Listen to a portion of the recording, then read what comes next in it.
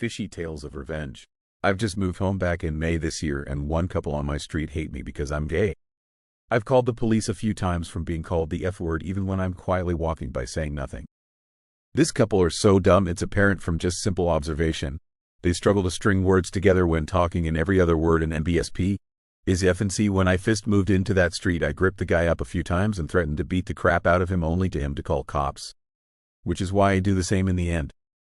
Anyway, so back in May, these two idiots were staring outside my living room window, knocking on the glass, saying, I think he's allergic to fish, and he prefers chutney, which is British slang for poo, and other things, which were basically them being homophobic. Anyway, 2 days before I leave, I see them both jumping into a taxi with suitcases heading away for a few weeks in the sun. So I took opportunity for some great revenge.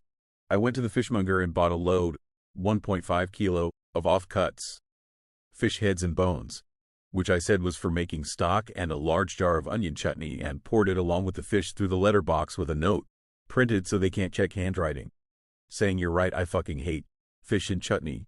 It's gross just like you too. C's."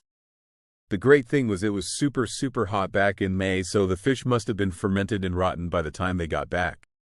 And I heard from one of my old neighbors, one of them broke several bones on a moped and came back in a wheelchair, so that pile of putrid gloopy must have been hard to navigate. Sorry, not sorry, and then BSP.